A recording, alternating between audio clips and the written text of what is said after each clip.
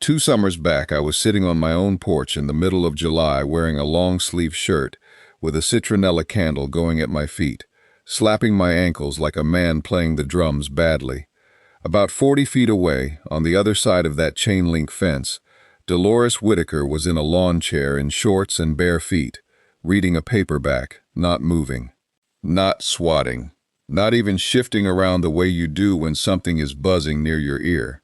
Same street, same rain the night before, same drainage ditch running behind both our lots, and hers had more shade than mine, plus a bird bath she filled every other day. By every rule I knew, her yard should have been worse than mine. I told myself she just had tougher skin. I told myself mosquitoes liked me better because I taste like a country ham. Then one evening I walked over with a pie plate my wife wanted back, and I stood in that woman's yard for 25 minutes and did not get bitten one single time. Not once. I went home, sat down in my own chair, and had 3 of them on my arm before I got comfortable. That was when I quit guessing and just asked her. She laughed at me, which I deserved, and told me she spends about $1 a year on mosquitoes. $1. She showed me a jar off the bottom shelf of the dollar store, the cheap kind next to the spices, and then she walked me around her fence line and showed me the part that actually matters, which has nothing to do with what is in the jar. Today I am going to show you both. What the dollar buys, where it goes, and where nearly everybody puts it wrong. Why your yard may be raising the mosquitoes that bite you while you blame the neighborhood, and the 2-minute walk I now take after every rain. Stay with me to the end, because the last part costs nothing at all, and it is the part that made the dollar work. I am Earl Dawson. Now, before I open that jar, I want to be honest about what I had already tried, because my shed tells the story better than I can. I have a bug zapper hanging in there with a cracked housing. I bought it because it makes that snapping sound, and a man hears that snap and feels like something is being handled. What I never checked was whether the thing it snapped was a mosquito or a moth minding its own business. I have a box of citronella candles, most of them burned down on one side. They smell nice. They made my patio table pleasant in a 2-foot circle around the candle, and outside that circle I was still being eaten. There is an ultrasonic plug-in gadget in a drawer somewhere that promised to drive mosquitoes off my whole property. And I will say this much for it. The little blue light worked perfectly the entire time. And for 2 summers I paid a company to come spray the perimeter every month. That worked for about 9 days each visit. Then the rain came and I was right back where I started, only lighter in the wallet. None of that stuff is a scam exactly. It just answers the wrong question. And I did not understand what the right question was until I stood in Delores Whitaker's yard. Here is what she showed me, and I want you to picture your own yard while I say it. She walked me to the far corner behind her shed, and there was nothing there. No bucket. No wheelbarrow with 2 inches of rain in the bottom. No stack of plant saucers. No sagging tarp over the firewood with a puddle in the low spot. No old tire. No kid's sandbox lid turned upside down. Her downspout ran into a splash block that was actually pitched away from the house instead of into a low, soggy patch. Her rain barrel had window screen over the top, held down with a bungee cord. Then she walked me back to my side of the fence, pointed through the chain link at my yard, and did not say one word. She did not have to. I had a wheelbarrow full of water. I had 4 plant saucers under pots on the back step. I had a corrugated downspout extension lying in the grass, the ridged plastic kind, which I later found out holds water in every single ridge like a row of little bathtubs. I had a boat cover on a trailer that had not moved in 3 years, and when I lifted a corner of it, there was enough standing water in there to float a duck. Most of the mosquitoes biting me on my own porch had not flown in from the ditch or the woods or the neighborhood. They had been born about 30 feet from my chair, the kind of mosquito that breeds in containers, the ones that bite you around your ankles in the evening, generally does not travel far from where it came up out of the water. Some kinds will go a good distance. I am not going to pretend they all stay home. But the ones I was slapping every night were mine.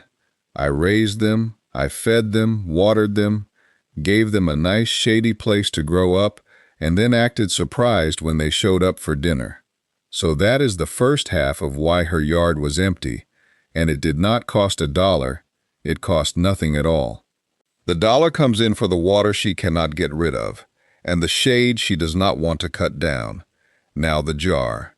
It is ground cinnamon.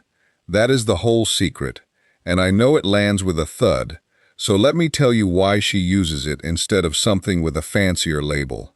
Some researchers at National Taiwan University tested oil from cinnamon leaves against mosquito larvae in the lab back in 2004, and the stuff killed them.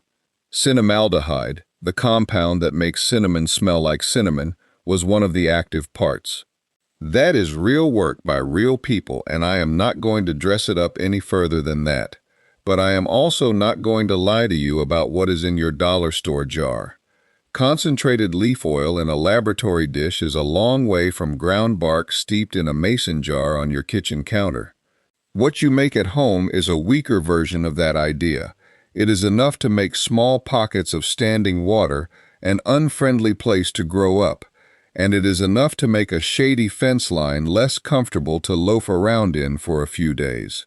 It will not clear a yard by itself, and anybody who tells you a spice is going to wipe out every mosquito on your property overnight is either selling something or has never actually stood outside in August. Delores does not use it as a weapon. She uses it as a patch on the handful of spots she cannot dump, tip, or drain. Here is how she makes it, and I have made it enough times now to have opinions.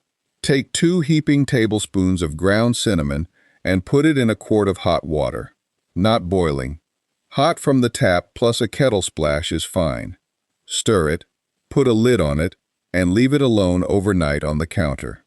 In the morning it will look like something you would not drink on a dare. Strain it through a coffee filter or an old cotton t-shirt, because if you skip that step, the grit will clog your sprayer, and you will spend your Saturday poking a nozzle with a paper clip while your wife watches from the window. Ask me how I know. What you have left is a brown liquid that smells like a bakery, and that is your base. For standing water you cannot get rid of, and I mean the low spot by the gate that stays wet for 4 days, the saucer under the pot you refuse to move, the crack in the concrete by the shed that always holds a puddle. Pour it straight in. Roughly a cup of the strained liquid to a gallon of standing water, and top it up again every time it rains because rain dilutes it and washes it out. The smell fades in about 3 or 4 days in hot weather, and when the smell is gone, the effect is gone. That is the honest timeline. For the shady places where they hide during the day, thin it down. I put about 2 cups of the strained liquid in a 1-gallon pump sprayer and fill the rest with water. Then I walk the fence line and spray the underside of the leaves on the low shrubs, the ivy along the shed, the tall weedy stuff where the mower does not reach, and the dark ground under the deck. The underside matters. Mosquitoes do not sit on the top of a sunny leaf all afternoon like a lizard. They hang underneath in the cool and the damp where the sun cannot cook them, and if you only spray the tops, you have wet your plants for nothing. The third way she uses it is on damp mulch and leaf litter, straight from the jar, dry. A light dusting on the mulch bed along the north side of the house where it never dries out, and on the leaf pile in the corner she has not gotten around to hauling off. It clumps in the rain and you have to do it again, but a jar is $1, and I have wasted more money than that on lottery tickets in a gas station line. A few things not to do with it, and these are not paperwork cautions, these are things I have actually messed up. Do not spray it on your skin or your kids or the dog. This is a yard treatment. Do not spray blooming flowers, and stay away from anything the bees are working, because cinnamon oil is not gentle on them, and I would rather have bees than a spotless fence line.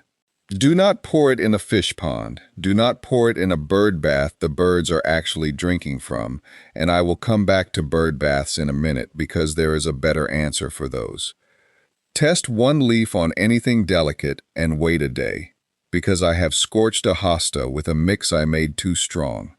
And know that it can stain light concrete and pale siding a faint tan color, so aim low and aim at dirt. Now placement, because this is where most people take a good idea and hang it in the wrong place. Do not spray the middle of your open sunny lawn. There are no mosquitoes sitting out there at 2 in the afternoon. They are in the shade, under the deck, behind the AC unit, in the ivy, in the tall grass along the fence, under the low branches of that hedge you keep meaning to trim. Treat the edges and the dark, damp corners, and leave the open ground alone. And do not treat right up against your chairs, because the goal is to make the ring around your sitting area less comfortable for them, not to soak the ground you put your feet on. If you have tried a homemade mosquito fix before and it did nothing, I would like to hear where you put it, because 9 times out of 10 that is the whole problem. Drop it in the comments and tell me what your yard is like, shady or open, clay or sand, near a creek or in the middle of a subdivision. I read them, and a good number of my videos come straight out of that comment section. Let me go through the mistakes, because the recipe is the easy part, and the mistakes are where this falls apart. The one I see most often is treating the water and then leaving the lid off. You can pour cinnamon water in your rain barrel all summer, but if the top is open, females are still landing on it and laying, and every rain refills and dilutes what you put in there. Window screen over the opening with a bungee cord costs almost nothing and does more than the treatment does. Same with a kiddie pool, a livestock trough, or a covered pool with a sagging cover that holds a puddle on top. Cover it or screen it first, treat it second. Another one is doing it once in May. I did that. I made a big batch on Memorial Day weekend, felt very clever about myself, and by the middle of June I was back to slapping. This is not a fence you build once. In hot weather, a mosquito goes from egg to biting you in about 7 to 10 days, faster if it is really warm. That means every rain event starts a new class of them, and your treatment has to reset with the rain instead of with the calendar. Here is one I did myself, and I am still a little embarrassed about it. I bought a bottle of cinnamon essential oil, figured stronger is better, and used it near full strength on a section of shrubs by the back gate. Burned the leaves brown in 2 days, and the smell was so heavy my wife made me sleep with the bedroom window shut.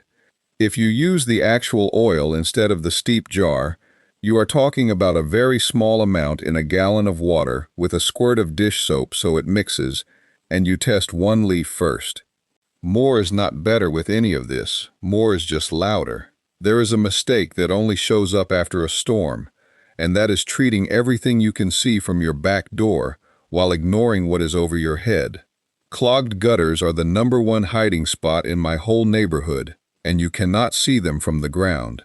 A gutter with a wad of maple seeds and pine needles in it holds a shallow, warm puddle for a week after rain, in full shade, with nothing in it to eat larvae. If you have not been up on a ladder this season, that is where I would start before you buy anything at all. And the last one is the hardest to talk about, which is that your yard is not the only yard. If the fellow behind you has an old above-ground pool with green water in it, you can do everything right and still have a rough summer. I am not going to tell you to go knock on his door and lecture him. That is a good way to get a reputation. What worked on my street was Delores, who is better at people than I am, offering the neighbor a couple of mosquito dunks and saying she had extras. Not one word about his pool. He took the dunks. That is the whole diplomacy lesson I have to offer. Which brings me to the free part, the part that made the dollar work, and it is a walk that takes me about 2 minutes. The morning after every rain, before coffee cools off, I walk the perimeter with an empty coffee can in my hand and I look down. Plant saucers get tipped. The wheelbarrow gets stood on its nose against the fence. The dog bowl gets dumped and refilled. Kids' toys get turned over, and if you have a plastic dump truck out there, look in the bed of it, because that thing holds more water than you would think. The tarp over the woodpile gets pulled tight so it does not sag in the middle. The trash can lids get checked, the recycling bin gets tipped, the corrugated downspout extension gets picked up and shaken out, and the boat cover gets the corner lifted. If it holds a bottle cap of water, it can raise mosquitoes. And I mean that literally. A bottle cap will do it. The bird bath is the one people fight me on, and I would not ask you to give up a bird bath. Just dump it and refill it every 3 days. Larvae need more time than that to finish growing, so a rinse every 3 days breaks the cycle without breaking your birds' hearts. And for the water you actually want to keep, the rain barrel, the trough, the ornamental pond without fish, the mosquito dunks with BTI are worth the small money. It is a bacteria that hits mosquito larvae and leaves your dog and your birds and your tomatoes alone. Read the label, use the amount it says, and write the date on the barrel with a marker, because 3 weeks from now you will not remember. The other free thing is air and sun. I cut the grass a notch shorter along the shady side, thinned out the hedge that had grown into a solid wall, and moved my pots so they were not crowded together, holding damp between them. I did not turn my yard into a parking lot. I like shade and I like plants. I just quit handing out free apartments. People ask me a handful of the same questions every year, so let me get ahead of them. Somebody always wants to know if cinnamon kills the adult mosquito flying at their ear right now. It does not, and I would not want you to buy the jar expecting that. It works on the water where they start, and it makes resting spots less pleasant. For the ones already flying tonight, a fan on the patio moving real air will do more for you in the next 10 minutes than anything in my kitchen. The next question is always about pets. And my answer is that I do not spray it on animals, I do not spray it where the dog drinks, and I keep it off the spot in the shade where he sleeps. Cats are more sensitive to concentrated oils than dogs are, so if you have cats, I would stick to the weak steeped version and stay away from the essential oil bottle entirely. I get asked how often, and the honest answer is rain, not days. If it rained, you are starting over on the water. On the fence line, I redo it about every 4 or 5 days in the heat of summer, and I know it is time because I cannot smell it anymore.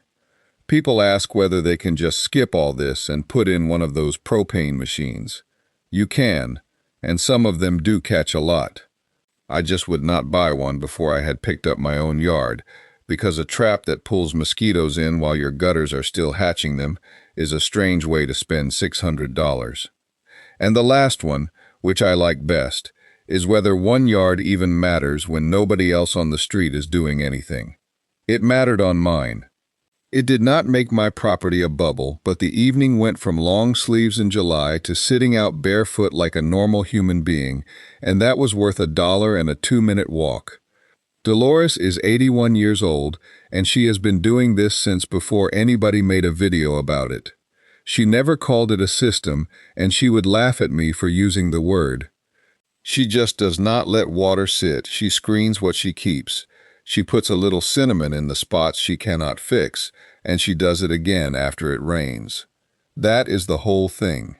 The jar is the smallest part of it, and I told you that up front because I would rather you keep your dollar than send it somewhere for nothing. Go look under your deck this evening. Lift the corner of whatever tarp you have out there. Check the saucer under that pot on the step. Then come back and tell me what you found, because I have a feeling some of you are going to find something worse than a boat cover, and I would love to hear about it. If this is the kind of thing you want more of, cheap fixes, honest answers, and the stuff the folks who came before us already knew, go ahead and subscribe. I will see you in the next one. And I hope your porch is quieter tonight than mine was 2 summers ago.